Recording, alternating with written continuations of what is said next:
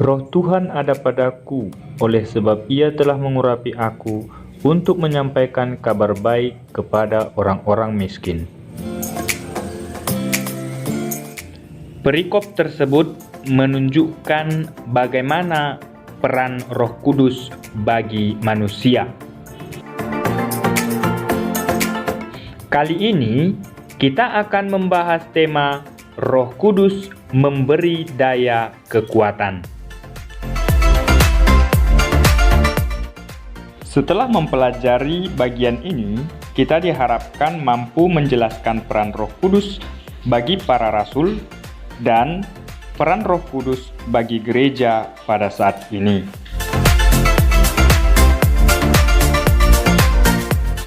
Peristiwa turunnya Roh Kudus atas para rasul pada hari Pentakosta mengawali babak baru bagi kehidupan umat beriman yang percaya akan Yesus yang telah bangkit. Melalui peristiwa Pentakosta, kita mengenal 3 simbol penting. Pertama, angin yang berhembus kencang.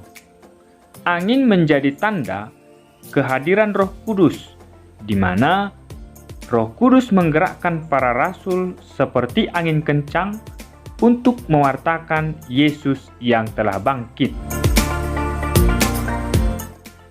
Simbol yang kedua adalah lidah api. Lidah api merupakan lambang semangat dari para rasul yang berkobar-kobar dalam mewartakan Yesus yang telah bangkit. Simbol yang ketiga adalah bahasa. Bahasa merupakan lambang yang mempersatukan umat dari berbagai bangsa.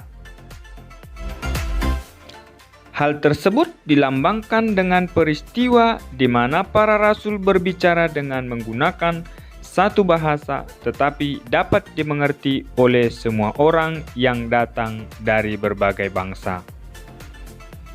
Sekarang mari kita melihat peran Roh Kudus bagi para rasul.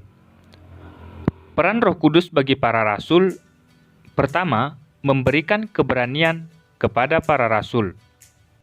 Berkat Roh Kudus, para rasul yang awalnya merasa takut dan tidak berani menampakkan diri di hadapan orang banyak, kini menjadi tidak takut lagi.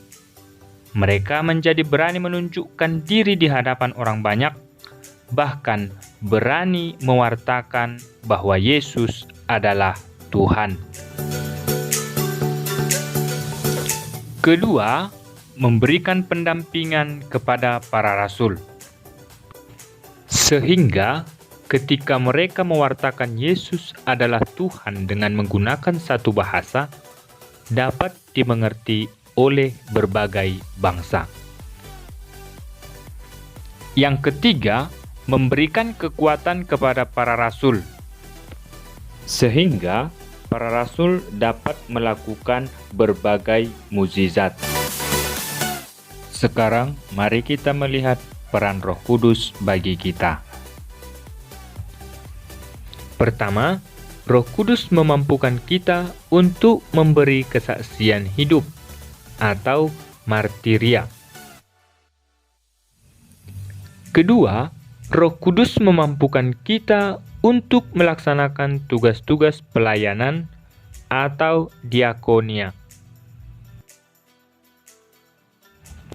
Ketiga, Roh Kudus menggerakkan dan mendorong kita untuk membangun persekutuan yang kokoh. Keempat, Roh Kudus mendorong umat beriman untuk saling menguduskan melalui kegiatan liturgi. Sampai sekarang pun, Roh Kudus tetap mendampingi gereja yang masih terus menghadapi tantangan. Roh Kudus senantiasa menjiwai setiap anggota gereja, sehingga mereka memiliki semangat untuk berperan aktif dalam kehidupan beriman. Mereka saling memperhatikan, saling berbagi, dan saling menguatkan sebagaimana digambarkan dalam hidup jemaat perdana. Roh Kudus juga mendampingi gereja hingga saat ini, sehingga gereja masih dapat hidup dan berkarya.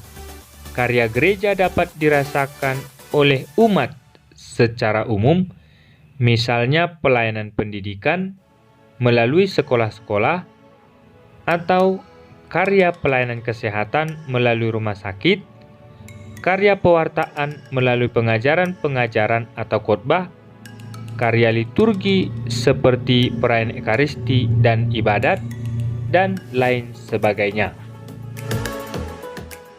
Demikian pembelajaran kita, semoga lewat materi ini kita paham siapa Roh Kudus itu dan dapat mengetahui kehadirannya di dalam kehidupan kita. Sampai jumpa pada tema pertemuan berikutnya. Jaga kesehatan dan tetap semangat.